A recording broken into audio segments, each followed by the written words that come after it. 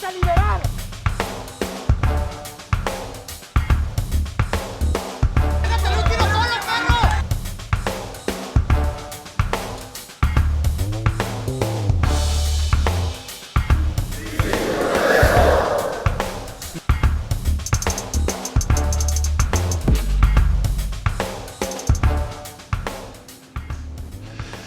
¿Qué tal? ¿Cómo le va? Muy buenas noches. Les saluda Jaime Barrera y me da mucho gusto darle la bienvenida a una emisión más de Con Todo Respeto, este espacio de opinión, de discusión, de reflexión sobre los asuntos públicos más relevantes en lo local, en lo nacional y en lo internacional. Sonia, ¿cómo estás? Qué gusto.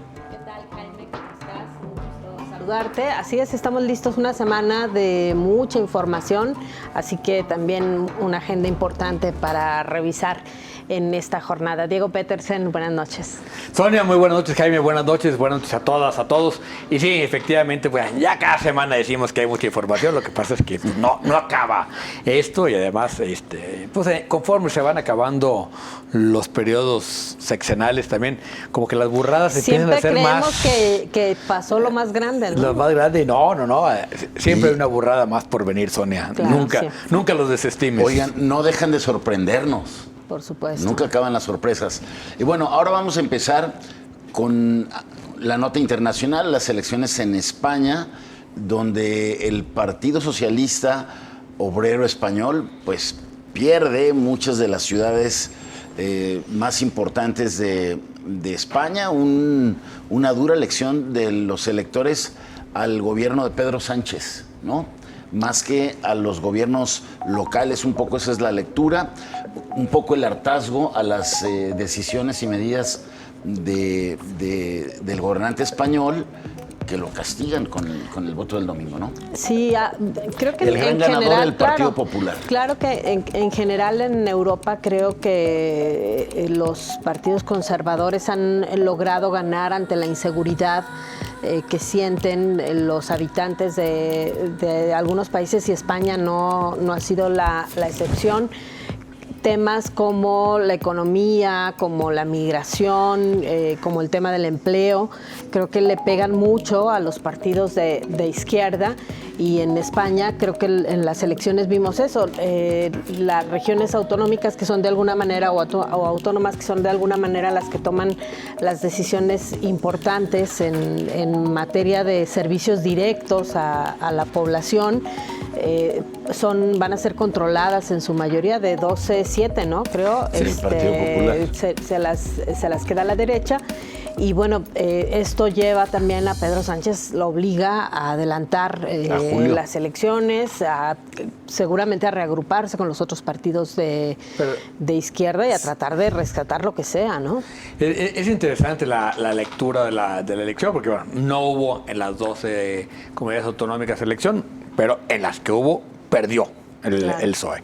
El segundo gran dato... Y ratifica, por ejemplo, en Madrid el Partido Popular. Sí, el Partido Popular, que desde el 91 lleva gobernando Madrid. El Partido Popular gobierna Madrid desde hace muchos años.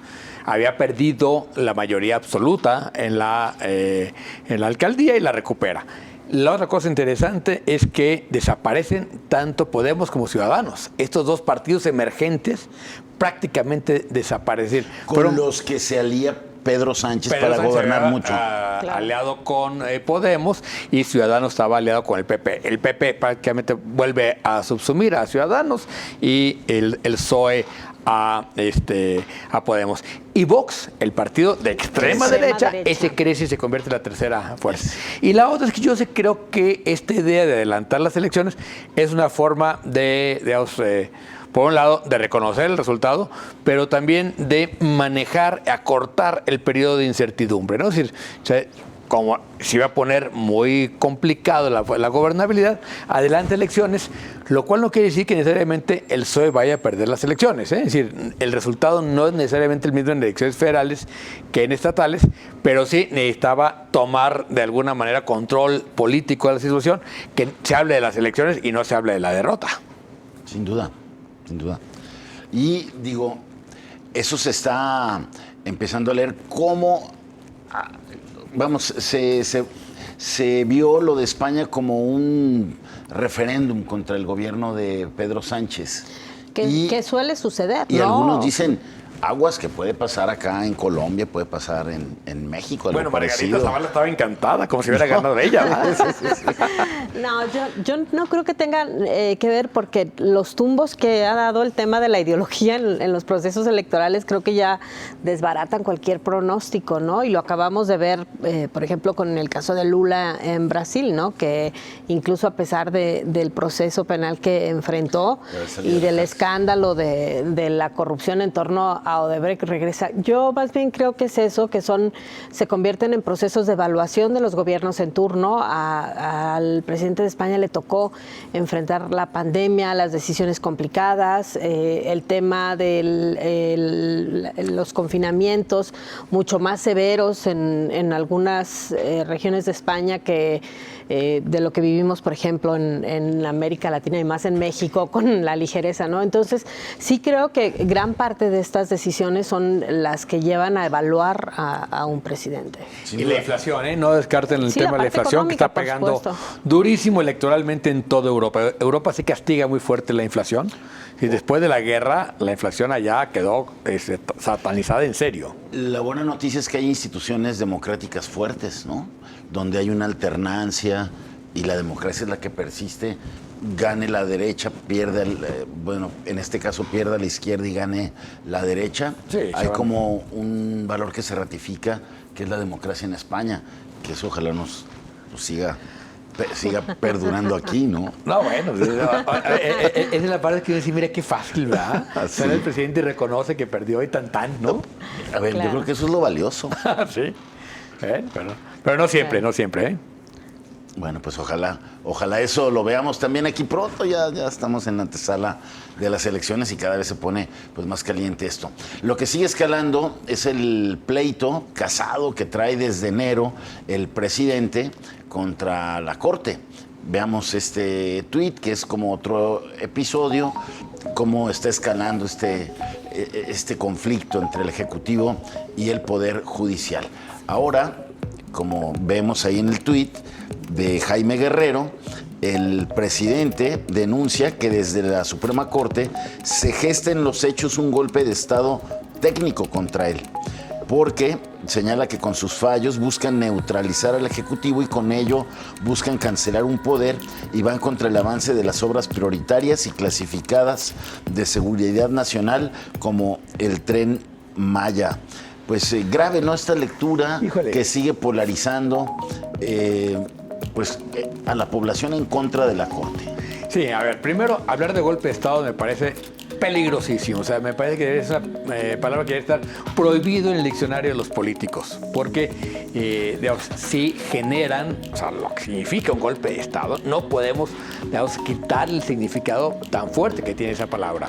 Y me parece que usarla para una cosa que simplemente, a ver, le están pidiendo que cumpla la ley, nadie le está impidiendo hacer las obras, nadie le ha dicho no hagan las obras. Le han dicho, tienes que hacerlas conforme a la reglamentación vigente. Ni siquiera está diciendo que la ley es buena o es mala, ¿no? Sino que conforme a la reglamentación vigente. Y me parece que el presidente está jugando muy tramposa y peligrosamente con la palabra golpe de Estado. Yo creo que deberíamos de subirle mucho más del costo a el uso de esas palabras, ¿eh? Así es. Y bueno, una declaración que se da luego de que hubo un enfrentamiento, ahora que hubo estas marchas para respaldar a la Suprema Corte de Justicia de la Nación, a la presidenta Norma Piña. Hoy dice que no están solos los que están ahí en la protesta a las puertas de la Corte. A ver, así como hay una división de poderes, yo creo que en el Poder Judicial de la Federación, más que en el Poder Judicial en los estados, hay una división en las instancias. Es decir, siempre hay una diferencia de opiniones entre las resoluciones que vemos en los juzgados, luego en los tribunales y después en la Corte, ¿no? Que son las instancias que hay en el Poder Judicial Federal. Y las resoluciones que han molestado al presidente, casi todas, o sea, las que tienen que ver con las obras, vienen de juzgados o de jueces de distrito federales relacionadas con temas que casi siempre se conceden las suspensiones en los amparos. O sea, es evidente que hay una intención distinta política en las opiniones del presidente respecto a las resoluciones del Poder Judicial sobre las obras, que no tiene que ver con lo jurídico, porque como bien señalas, Diego, lo que tendrían que hacer es cumplir con los requisitos que se marcan para temas de impacto ambiental, de las manifestaciones de impacto ambiental, el tema de cuando tienes una expropiación, cuando atraviesas un ejido, todo esto que de cajón siempre un juez federal va a conceder las suspensiones. Es lo que ha estado sucediendo en torno sobre todo al Tren Maya. Y que desde el punto de vista jurídico la Presidencia de la República no sepa resolver estos problemas, me parece todavía más delicado. Sí creo que es distinto al pleito que tiene el presidente con la presidenta de la Suprema Corte, pero que está aprovechando para mezclarlo, revolverlo y que parezca que estamos hablando de lo mismo, ¿no? Hoy, de hecho, pues ponen ahí a un subsecretario de Seguridad a decir que Norma Piña es parte de quien protege a los jueces, que libera delincuentes, porque no quiso aceptar en una maroma, además, muy tramposa. Con el tema del pepenador, ¿no? El pepenador de Aguascalientes. Exactamente. Donde ella, como presidenta, como que parte del Consejo de la Judicatura, no hizo, digamos, lo que el presidente esperaba que quisiera. Y hoy el secretario de Gobernación, ante legisladores y legisladores, pidiendo una reforma al Poder Judicial. Yo creo que ahí Norma Piña tendría que, pues digo, creo que tiene una oportunidad ahí de hacer una reforma al Poder Judicial desde dentro. Pero a ver, yo es que más que eso, yo no conozco bien cómo fue el proceso en el caso del pepenador, pero me imagino que llegó a la judicatura por alguna queja contra el juez. Exacto, hubo una queja contra el juez. Que es normalmente lo que se resuelve, ¿no? La judicatura es el órgano que puede sancionar o resolver sobre las conductas indebidas de un juez. Creo que, volvemos a lo mismo, hacen una mezcla de los temas de manera tal que los puedan manipular políticamente, cuando creo que lo que sí puede haber en el Poder Judicial, y eso creo que todos lo hemos visto, es corrupción. Por supuesto que puede haberlo. Claro, y hay jueces corruptos, por supuesto. Pero yo insisto, la división de instancias en el Poder Judicial Federal es muy importante y se ha dado siempre. Entonces no se vale que ahora políticamente empiecen a mezclarlos. A ver, digamos que en términos de lo que le pasa al presidente es que le tumba la Corte la protección del decretazo, y al no estar protegido por el decretazo, pues los jueces pueden recibir amparos frente a decisiones mal tomadas, sobre todo en materia ambiental. Y digo, ya se nos está acabando el tiempo de este primer segmento, pero nada más dejar ahí que el otro decretazo del presidente ante el fallo del tribunal raya casi en el desacato del poder Ejecutivo a una determinación del Poder Judicial, y yo creo que eso es mucho más peligroso. Vamos a ver qué pasa. La Corte tiene que decir algo sobre ese segundo decreto con el que Andrés Manuel responde a este fallo del Poder Judicial de que informe de las obras emblemáticas de su gobierno. Es muy preocupante que estemos jugando al filo de la legalidad, muy preocupante. Muy bien, vamos a regresar con más de este tema en adelante, aquí en Con Todo Respeto. Hacemos una pausa, quédese con nosotros.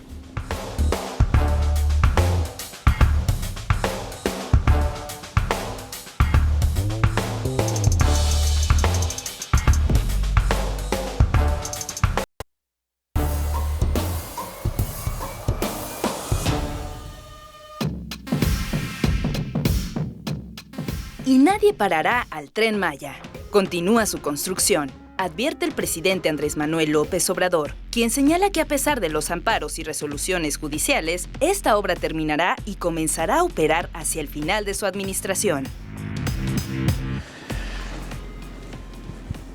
Bueno, el Tren Maya no solo es la obra más polémica en términos ambientales, también se ha convertido en el símbolo del éxito o el fracaso de la Cuarta Transformación. Y evidentemente habrá un tramo muy importante que sí va a funcionar, y que es aquel donde ya había un derecho de vía que va desde Palenque hasta Mérida. Incluso el ramal de Mérida a Tulum parece que quedará terminado. El gran problema es toda esta zona, que es mucho más frágil ambientalmente, zonas ambientales protegidas que tienen categoría de reserva, como Chancán o al sur la selva de Calakmul, la reserva del Jaguar, y además toda la zona de infiltración del gran acuífero de Yucatán.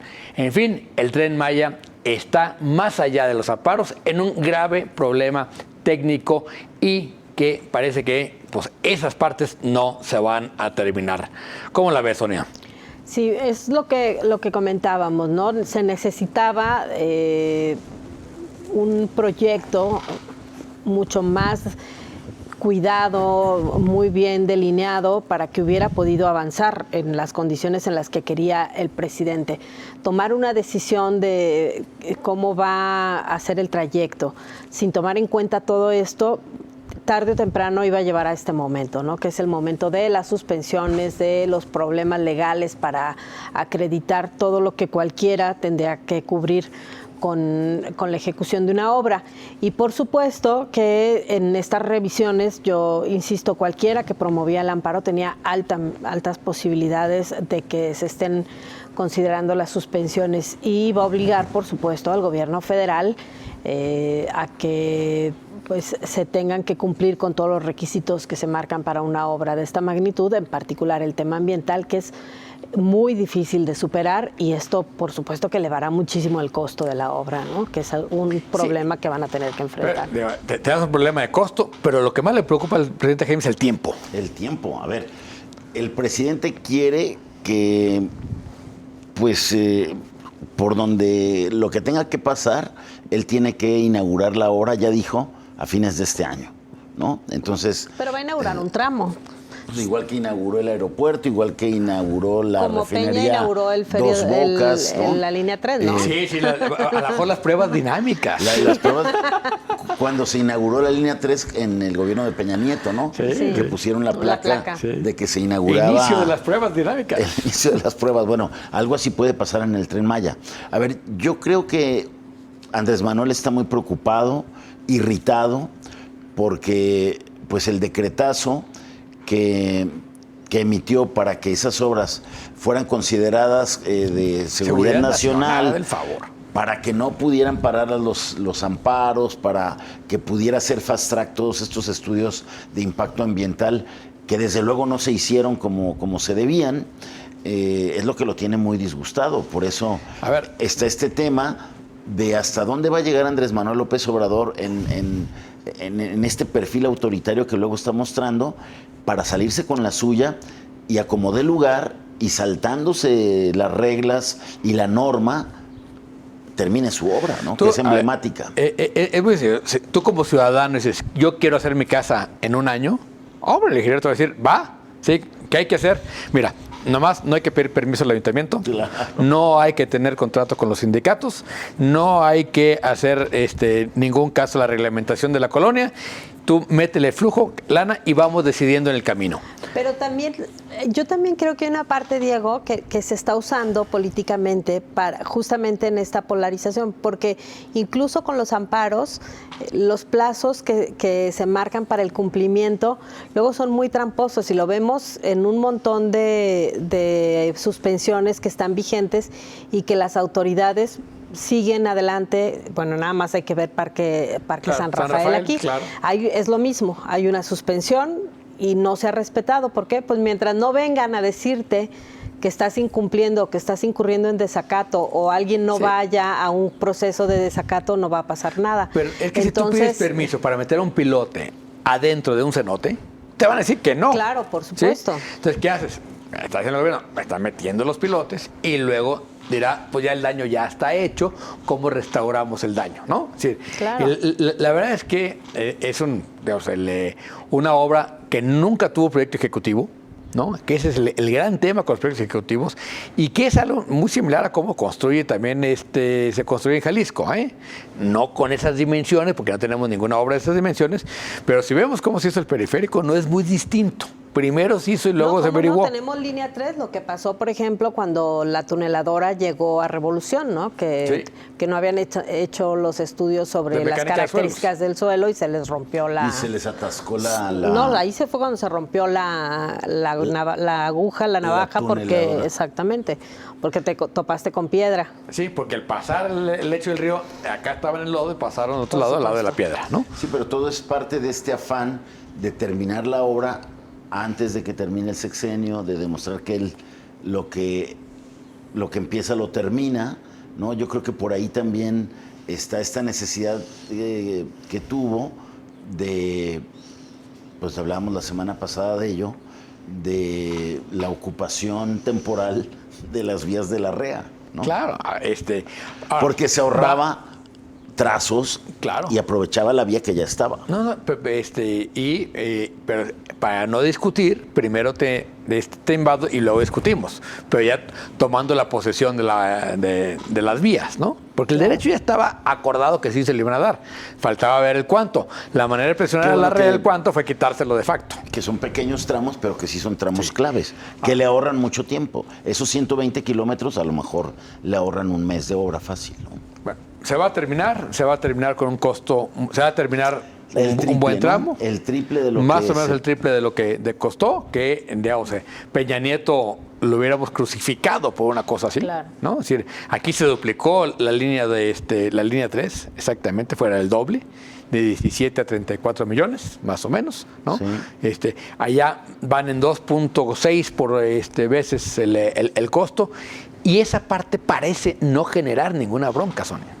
No, yo creo que sí genera. Lo que pasa es que el control o la manipulación que tiene con las conferencias matutinas el presidente hace que luego la agenda tenga un quiebre inmediato. O sea, tú puedes ver los trabajos de investigación que se han hecho sobre los costos del tren, pero luego en la mañanera, en la conferencia de prensa matutina, el discurso cambia o la narrativa cambia. Entonces, yo sí creo que hay una revisión, pero creo que no está teniendo el impacto que debería, más bien. En el poco probable caso de una despresurización de la cabina, dirían en los aviones, Jaime, en el poco probable caso de que pierda la elección López Obrador, ¿acabaría en el bote por todas esas cosas? Está metido en graves problemas, ¿no? Yo creo que ahí también todas estas maniobras por tratarse de tener un INE a modo, que yo creo que lo están logrando, con la llegada de estos nuevos consejeros, dicen que están empezando a pasar cosas raras, que con un INE a modo, pues les asegura ganar la próxima elección. No, pero eso no necesitan al INE, pues ve cómo están, no hay oposición en el país. Bueno, sí. O sea, yo creo que como está la cosa no necesitan al INE, ¿no? Sí, claro. Lo que necesitan es candidato, y es lo que no se ve. Y luego debilitando todos la incipiente fiscalización que teníamos, ¿no? Cómo con la 4T se ha debilitado lo poco que habíamos avanzado en el Sistema Nacional Anticorrupción, que está prácticamente... Me parece que nunca ha servido, silenciado. Pero... O sea, por eso digo, lo poco que había avanzado. O sea, sirve la auditoría, pero la auditoría sigue sirviendo. A ver, pero la Auditoría Superior de la Federación, bajó muchísimo su al capacidad. que dejaron ahí, lo traen, pero si bien controlado. No sé si te fijabas, cuando estaba el anterior, que me parecía Colmenares, un excelente auditor, Colmenares, sí, el actual no ha hecho ni el 10% de lo que hizo Colmenares con Peña Nieto. Porque le bajaron el presupuesto. Es decir, también la auditoría es una cuestión de cuánto presupuesto tienes. ¿Por qué también combatir y tratar de debilitar tanto al INAI? Pues por esto. Por cómo se han disparado los costos de estas obras. Claro. Porque se disparó el tren, se disparó la refinería, se disparó el aeropuerto. O sea, sí, no. En fin, vamos con otro tema porque sin duda uno de los grandes temas de esta semana ha sido la derrota de mis queridas Chivas, pero no nada más, el comportamiento del gobernador con respecto a la situación política del Estado frente a sus pasiones deportivas. Vamos a ver el resbalón.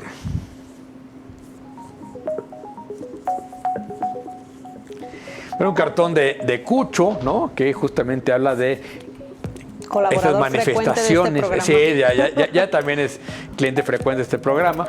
y si le vamos a dar millaje. Pero ante esas manifestaciones por las desapariciones, la pregunta es, ¿lo has visto? ¿Cómo ves, Jaime? Bueno, Cucho ha sido muy puntual en el seguimiento de la prioridad que sin duda le dio al tema de la final, que coincide, desgraciadamente, con esta nueva desaparición múltiple, que a mí me recordó mucho la desaparición múltiple de los estudiantes de cine del CAP del 2018. Que fue la crisis más fuerte que tuvo Aristóteles. Sí. En el 2018 es la crisis más fuerte de inseguridad que sufre Jorge Aristóteles, y vaya que tuvo muchas. Sí. Pero si recuerdan, en ese momento es cuando se visibiliza como nunca en Jalisco el problema de las desapariciones que tenía años, ¿no? Es un tema con el que vamos a continuar justo en el siguiente bloque, Sonia, porque me parece que justo así como le pasó a Aristóteles con los estudiantes del CAP, le está sucediendo al gobernador Alfaro con este caso de los 7 desaparecidos del call center. Ya son 8, ¿no? Ya son 8. Ya son 8, ahí van, súmanse. Y que tiene que ver con muchísimas otras cosas que están pasando. Pero bueno, regresando al tema de la agenda prioritaria del gobernador, creo que la forma en que se ha trivializado el ejercicio de poder en algunos eventos que ha organizado o en los que forma parte muy directa, como el tema de la pelea del Canelo, como el tema de Checo Pérez o como el tema del fútbol, tratando de que se desvíe la atención, creo que se le ha revertido lejos. Él creía que iba a ganar Checo y las Chivas el mismo día y nada. Ni uno ni otro. Como estrategia le falló, estrategia de comunicación, y bueno, creo que se le revirtió. Vamos a un corte, vamos a seguir hablando justamente de esta crisis de los desaparecidos en Jalisco. No le cambie, regresamos.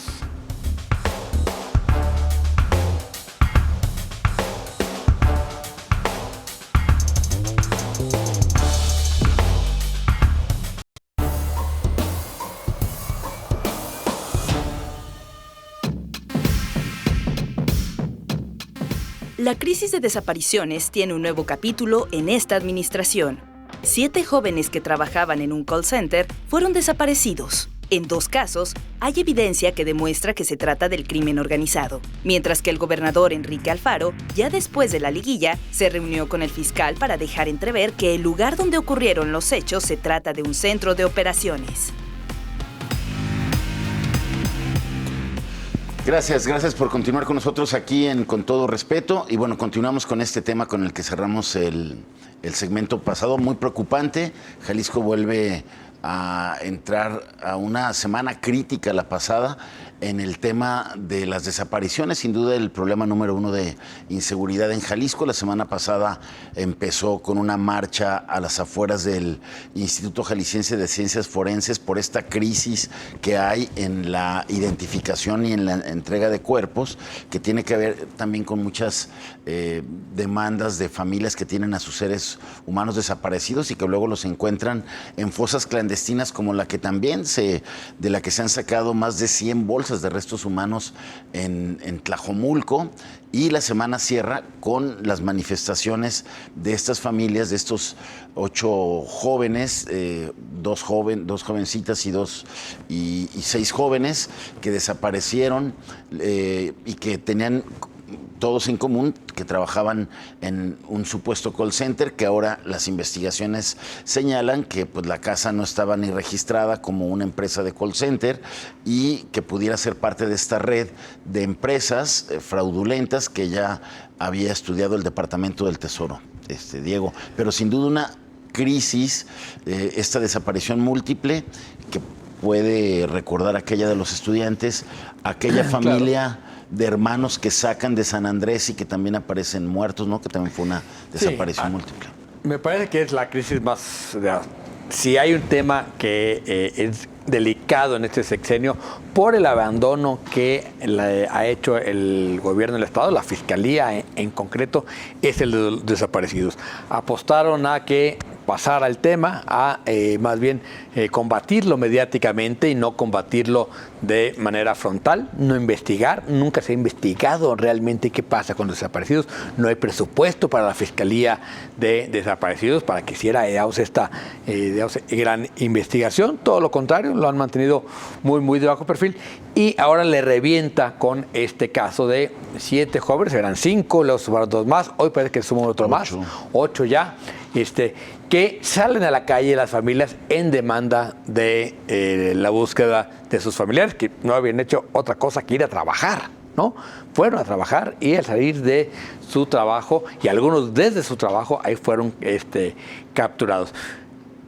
Esta vena del gobierno, lo primero que hace es criminalizar a las víctimas, me parece que también es delicadísimo, se le puede revertir muy fuerte al gobernador, porque inmediatamente sembrar la duda de quién sabe en qué andaba, por qué se fueron, quién sabe qué, y meten este tema que sí es muy fuerte, que tiene que ver con los fraudes que denuncia el Departamento del Tesoro, la OFAC, en Estados Unidos, y que el FBI estima que puede andar ya en los 20, 40 millones de dólares de desfalcos a ciudadanos estadounidenses en Puerto Vallarta. Es el momento delicado en el que está, aparte de los reclamos de la falta de atención al gobierno estatal, esta tentación en la que caen siempre los gobernantes de buscar otras explicaciones para quitarse la presión o la responsabilidad, ¿no? Sí, claro. Yo creo que estos casos se vuelven muy significativos porque me parece que no nada más hay un desdén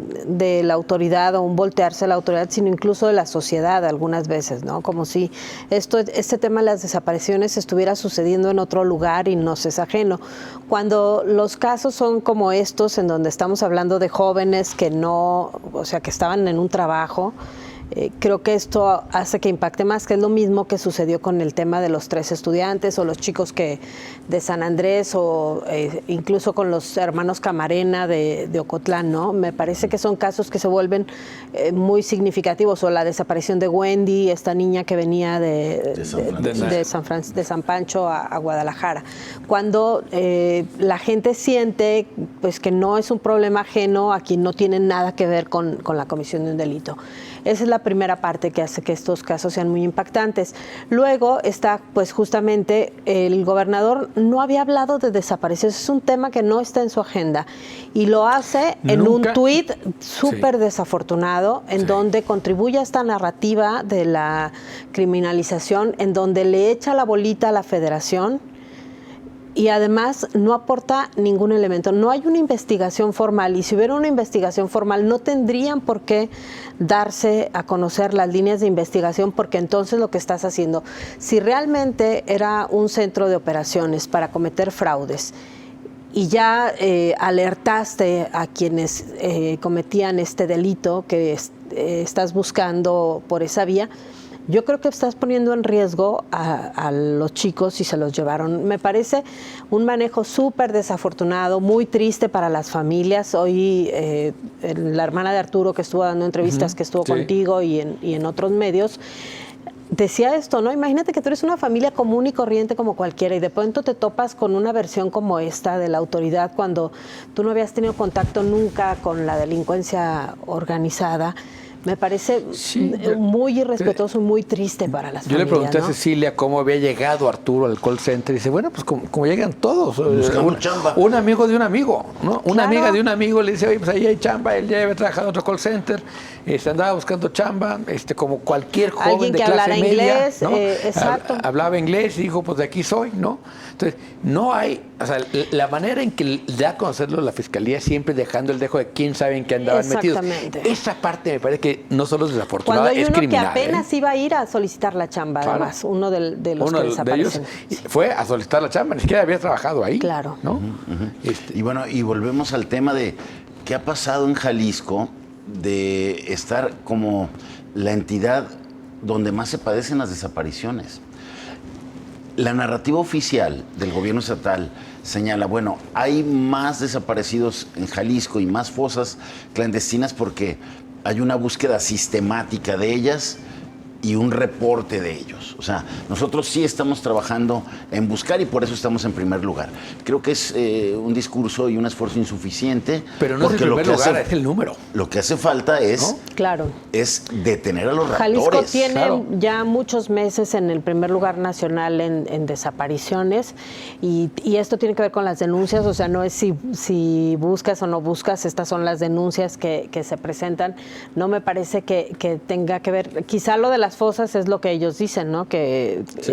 Rescatas más cuerpos porque buscas en las fosas. Pero al revés, yo más bien creo que han hecho todo lo que pueden por maquillar las cifras, por bajar. Hay que recordar cuando superamos los 16,000. No la reportan, como tú dices. Exactamente. Entre los... ¿Qué otro índice de inseguridad más grave que las desapariciones?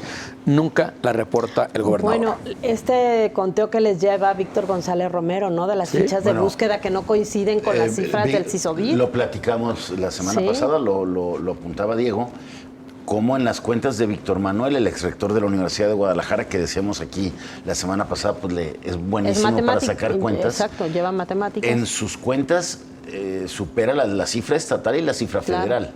O sea, él lleva arriba de 19,000, cuando el gobierno federal cuenta 15,000 y el local 14,000. Es muy probable, además, que haya un subregistro, como en todo este tipo de delitos, ¿no? Es decir, como dicen, en la muerte no puede haber subregistro porque no hay cuerpo, se contabiliza el día que aparece un cuerpo, ¿no? Y el gobernador se ha negado a que se contabilicen los cuerpos que se encuentran en las fosas, ¿no? Porque dice, esos no tienen que ver con la criminalidad. Pero ¿no? También algo pasa que yo insisto que como sociedad no nos estamos asustando los asustados que tendríamos que estar. Porque, a ver, cuando la crisis de los trailers, había 800 cuerpos en el Instituto Jalisciense de Ciencias Forenses. Acaban de admitir que tienen más de 5,000 cuerpos almacenados por el tema de los cuerpos rescatados de las fosas clandestinas. Pero además lo peor, 52,000 en todo el país. Exactamente. Pero además no está habiendo protocolos de identificación de los cuerpos seccionados. Y entonces es muy probable que esos cuerpos no se estén identificando y no vayan a salir del forense. O sea, ni siquiera están haciendo algo para identificarlos. Es una tragedia verdadera lo que está viviendo Jalisco. Una verdadera tragedia de la que seguramente volveremos a abordar. Mientras tanto, nos vamos a la gustada sección de Póngale el nombre. Los curadores más experimentados de Con Todo Respeto han preparado esta exquisita pieza de arte visual.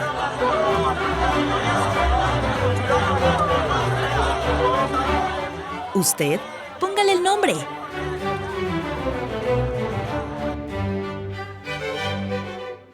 Bueno, hoy más que fotos son este video del enfrentamiento que se dio el domingo luego de la marcha allá en la Ciudad de México en defensa de la Corte. Un grupo decidió ir a enfrentar a este grupo contra la Corte que tiene ahí pues semanas, ¿no? En esta protesta, el plantón que hay ahí a la entrada de la Suprema Corte de Justicia. Voy a ver Chairos contra Fifidiota. Chairos contra Pero parecía más como la lucha libre, ¿no? Como que no sé, como que Pancracio. Exactamente. Pancracio en la Corte. Lucha en la Corte, algo así parecido también. Se me ocurrió. ¿Usted cómo le pondría? Coméntenos. Mientras tanto, hacemos una nueva pausa. Volvemos. Quédese con nosotros.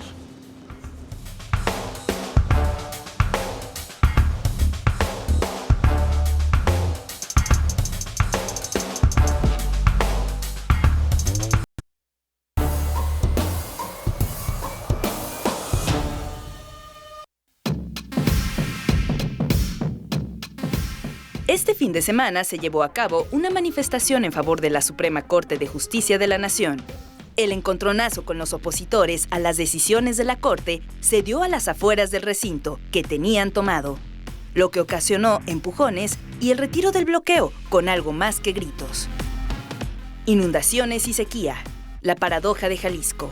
Mientras 93 municipios de Jalisco ya viven la sequía severa, reportada por la Comisión Nacional del Agua, los investigadores de la Universidad de Guadalajara no paran de contabilizar nuevos puntos de inundaciones a 2 semanas de que inicie el temporal.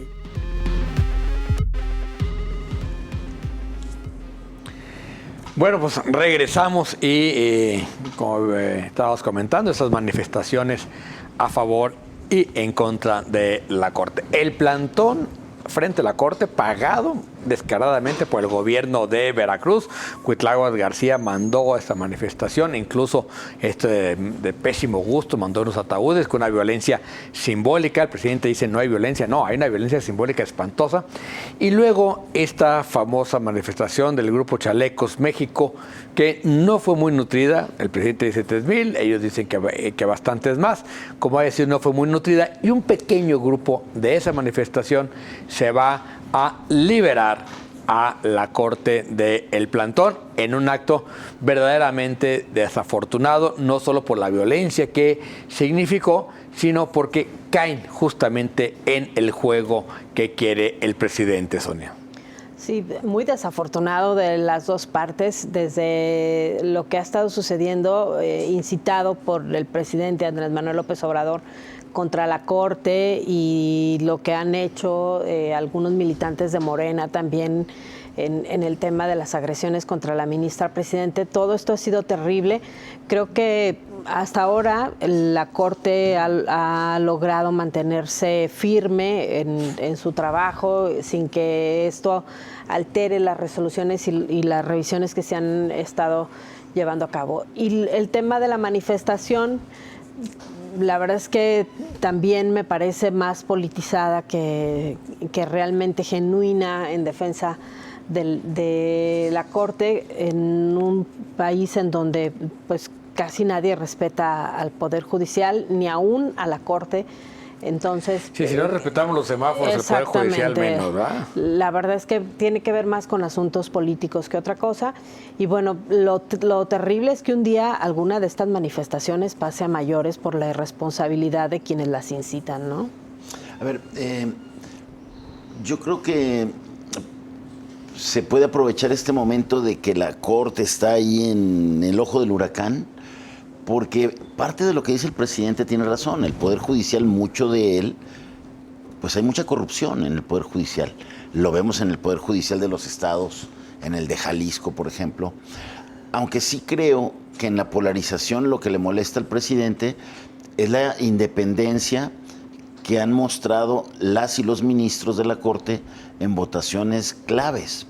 Entonces yo sí creo que hay que rescatar la independencia de la Corte, pero que la presidenta, como para fortalecer esta imagen que tiene de valentía, de independencia ante el presidente, un presidente con mucho poder, sí tendría que revisar los excesos, por ejemplo, de esta casta de ministros que se pasa, porque sí tienen una serie de excesos, y generar una reforma en el Poder Judicial desde dentro que castiga a jueces corruptos, que los hay, como lo señala el presidente. Sin duda hay muchísimos jueces corruptos y juicios vendidos, eso lo sabemos de entrada. ¿Qué pasó con la reforma judicial que iba a proponer el presidente anterior, que era el único que le iba a poder hacer? Saldívar. Ni siquiera la presentó. Exacto. No hay nada concreto de la famosa reforma que iban a presentar Saldívar y el presidente de la República. 2. Lo que está proponiendo... No tiene que ver con reformas, yo es lo que creo. Más bien tiene que ver con la aplicación de la ley. Claro. ¿No? Es decir, ahora, el Consejo de la Judicatura, que ahora lo preside la ministra Piña, con Saldívar no pasó absolutamente nada. Es decir, son 4 años de Saldívar que le tocaron al presidente y nunca se quejó porque él siempre dijo que Saldívar era el único que iba a poder, y no hizo absolutamente nada. Y la otra cosa es, sí creo que una reforma judicial, si es que fuera necesaria, tiene que ser con consensos. No podemos jugar a que otra vez una reforma tipo la reforma al INE, ¿no? Donde se quiere imponer algo y luego se trata de ir por el plan B, ¿no? Es decir, o se hace con consenso o no se hace. Pero las reformas se han hecho, o sea, está la reforma penal, está la reforma civil, en materia civil, la reforma al trabajo. ¿Qué mayores son las 3 grandes temas o las 3 grandes áreas de trabajo del Poder Judicial? Y en todas ha habido reformas o cambios radicales. Yo no creo que pase por reformas, más bien pasa porque, por ejemplo, el Consejo de la Judicatura hiciera realmente su trabajo y cuando un juez se comporta de manera inadecuada o un magistrado se comporta de manera inadecuada, el Consejo de la Judicatura haga su chamba y se le sancione. Pero no es como dice la 4T o el presidente y luego repiten todos, que para reformar o para rescatar, para limpiar el Poder Judicial es votando a los jueces y a los magistrados y a los ministros. Eso me parece que es un exceso populista, claro, que no tiene nada que ver. Porque además, quizá de los 3 poderes es donde la experiencia sí se necesita. Claro, es indispensable. No, y donde justamente lo que no quieres es que sea universal. Para ser ministro de la Corte sí necesitas ser abogado titulado. No cualquiera puede ser electo de la Corte. Ni tú ni yo, son así. ¿no? Y tener trayectoria, además, en la carrera judicial. Bueno. Vamos a dejar este tema porque el tema de la sequía, ha sido un año fatal de incendios, hemos platicado aquí, el de mayor hectáreas afectadas, mayor número de arbolado adulto afectado en los últimos años y un año terriblemente seco. Evidentemente ya se habla de inundaciones, pero las inundaciones que ojalá llegue, porque como viene el temporal, que ya nos dijeron que se va a retrasar por lo menos hasta julio, ¿no? Esto va a significar que este mes va a ser el mes más caliente, junio va a ser más caliente que mayo y va a generar un montón de problemas de sequía y de retrasos en las cosechas. Sí, parte del impacto de los incendios en este año es por la falta de lluvias. Hay que acordarnos, el año pasado, desde marzo empezó a llover y lluvias fuertes desde marzo, cosa que no se ha registrado este año. Debería de estar lloviendo ya, ¿no? Y dicen que va a empezar a llover hasta por ahí a mediados de junio, ¿no? Eso podría afectar todo el tema de los incendios y el tema de la producción agrícola y pecuaria. Sonia, que aparte que sabe mucho de esto, es muy católica, sabe muy bien que la temporada empieza con San Antonio el 13 de junio y termina con San Francisco el 4 de octubre, Sonia. No, yo creo que mientras sigamos dependiendo del santoral, nada va a cambiar porque el manejo que se tiene del agua es el mismo, o sea, no hemos hecho nada para que sea diferente. Entonces no podemos esperar que tengamos un año distinto a los anteriores. El manejo del agua en el campo pues ha sido terrible. Quienes tienen el control del agua no tienen problema, no son contabilizados, no son revisados, no se supervisan. Los usos de agua, nadie sabe si tú pediste agua para desarrollo agrícola y ya la estás usando en la industria. Exactamente. Mira, el ejemplo más claro son las pipas que no son del CIAPA. Claro. Nadie debería ni podría vender agua. Porque tú tienes un derecho de uso, no tienes derecho a comercializar. Pero nadie debería poder comercializar agua. Por ejemplo, tenemos zonas en veda, en la zona cañera, o en que ya hay un control férreo, y tienes a los productores de berries con pozos nuevos. Claro. ¿Cómo te explicas eso? La verdad es que el manejo que hay del agua en el estado es terrible. No es culpa solamente de la autoridad local, por supuesto que las concesiones las da la Comisión Nacional del Agua, que no tiene de supervisores, que no tiene inspectores, que no tiene presupuesto ni para limpiar los vidrios. Entonces, tenemos pues lo mismo que tenemos cada año, ¿no? Pero bueno, se esperan inundaciones. Por supuesto, ya la Universidad de Guadalajara ha detectado por estos problemas de urbanización que tenemos, se generan problemas de inundaciones. Donde hay una inundación, había un arroyo que alguien se comió irresponsablemente. Y también hay inundaciones porque se supone que esta generación había tenido acuerdos para por fin hacer toda esta inversión en infraestructura. ¿Esta generación te refieres a Enrique Alfaro? Y Aristóteles. O sea, siendo alcalde y gobernador, hicieron un acuerdo para hacer esta inversión multianual y poder tener infraestructura hidráulica en lo que se tiene que invertir. ¿Y dónde quedó? Para que no hubiera estas inundaciones que luego pues acaban con el patrimonio de mucha gente. Pues nunca se hizo. Y es que insistimos en esto de que pues la obra enterrada y los tubos enterrados pues no son electoralmente rentables. No, pero se gastó. Bueno, ahí están las obras del DEAN, ahí está el vaso regulador de San Rafael. No, y lo poco que se gastó es en contra de la población, como en San Rafael, ¿no? Claro. No sirvió. A ver, las obras que hicieron ahí en los Arcos del Milenio. Sí. Las obras se hicieron y la inversión se hizo. Y se sigue inundando. Igual, además. No cambió nada ahí. Y luego... En el DEAN se sigue inundando igual. Sí. Américas y Patria, también ahí le metieron Además, lana. algún día habrá que preguntarle a algún experto por qué en las nuevas obras de pavimentación ya no hay alcantarillas ni bocas de tormenta. No, las mandan más lejos, ruedan más el agua. Paseo Alcalde. Sí. No sé qué va a suceder ahora con el temporal en Paseo Alcalde. ¿No se va a hacer como Venecia ahí? Bueno, en vez de bici pública va a haber lancha pública, ¿no? Bueno, pero tengan mucho cuidado. No están ahorita con el calor y dentro de unas semanas con las inundaciones hay que ser muy, muy precavidos. Hay que saber conocer la ciudad, en el sentido de que ya sabemos dónde se va a inundar. Siempre se inundan en los mismos puntos. Nunca hay novedad en esto, ¿no? Insistimos, donde había un arroyo. A lo mejor como había que desasolvarlas, mejor dijeron, ya no hay que ponerlas, son mucha lata. Sí, ¿no? Para no tener que desasolvarlas, ¿ves? Porque luego ya es como la gente que echa basura a las alcantarillas. Sí, la recomendación es también una lluvia fuerte, pues mejor detenerte. Claro. Sí. No meterte un paso de desnivel, ¿no? Como las recomendaciones básicas. Y de preferencia... No salir, es lo mejor. Bueno, ¿se acuerdan que la semana pasada hicimos estas propuestas para la neta? No, estos son los resultados que usted propuso.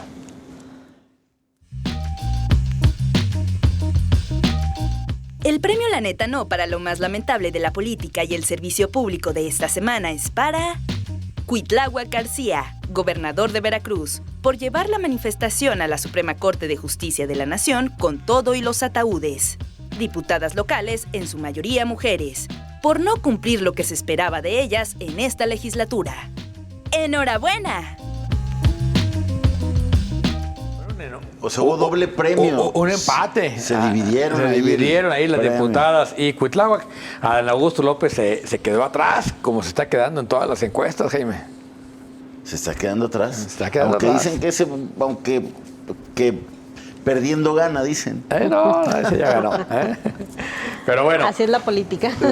Y para esta semana, ¿quién van a proponer? Híjole, está difícil, pero yo voy a poner al presidente por todas estas declaraciones desafortunadas que ha tenido con el tema tan grave del narco.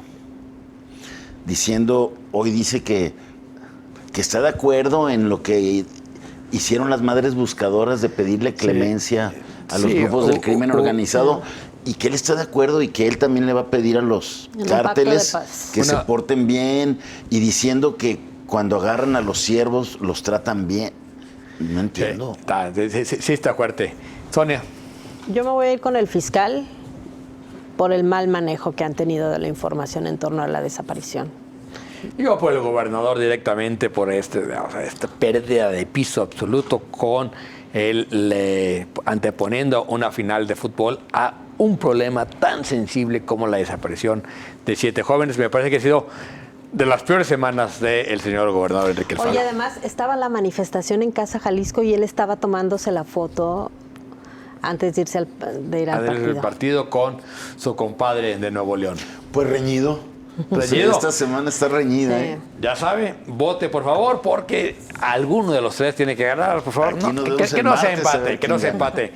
Gracias por habernos acompañado esta noche en su casa. Seamos muy buena semana y nos escuchamos y nos vemos la próxima semana aquí, con todo respeto, en Canal 44. Vámonos.